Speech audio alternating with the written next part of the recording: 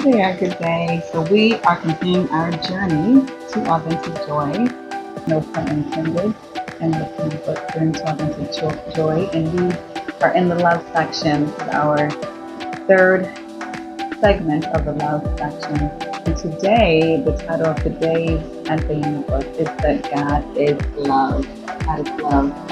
And that goes without saying. I'm sure that is the easier part. The harder part for all of us is understanding that our ability to love is a reflection of our closeness to God. And sometimes we use love in different ways. We have different understandings of what the word means. It means different things to different people.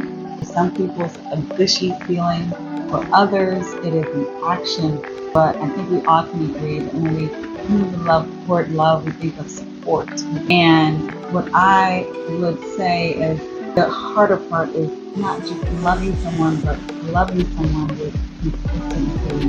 What I would also call unconditional love. And I believe sometimes we get a little confused about what love is because we feel good around someone, and so we believe that we love them. Because we need them.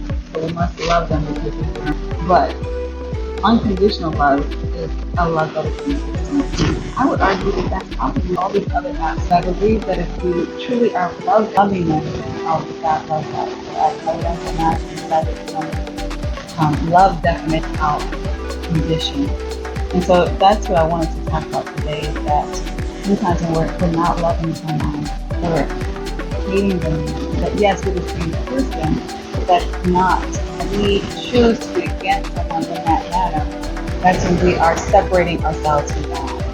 And because if God is love, as we learned on John 4:8, I believe that's 1 John 4:8, 1 John. God is love, and then because God. So just want to have you think on that as far as think about a time where you feel like perhaps someone justifiably took your love from them away because they treated you wrongly or they treated you badly and then you did not love them anymore.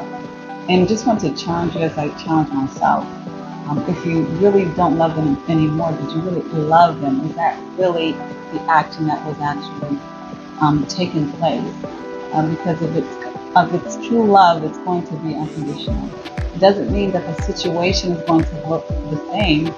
But what it does mean is that you're still going to care about the person, you're still going to want what is best about the person. Because that, I believe, is really, and in that, he knows that people are going to do us wrong, and he still wants us to be his salt and light of the earth. He still wants us to shine brightly among that which is dull and not so good. He still wants us to be the purity in the environment and to inspire others to do better.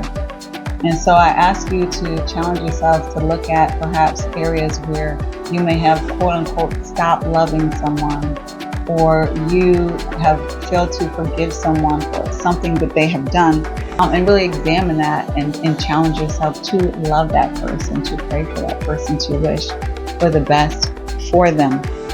Some questions I would like to leave you with, as I always do at the end of these segments. One is, ask yourself, who do you in your life love conditionally? Who do you love unconditionally, and who do you love conditionally? And that will basically answer the question of who do you actually love in your life? Can you recall a time when you forgave someone for something wrong that they've done and you've forgiven them? They were not perfect and you've forgiven them anyway. And then ultimately, very closely tied to these questions, who do you choose to love unconditionally? And that should be everyone. Who are you choosing to love unconditionally? So I'll leave you with that. I hope you have a blessed day and ponder on that and just hopefully aspire toward that attainable unconditional love that I am, that we all are hopefully aspiring to, and have a blessed day.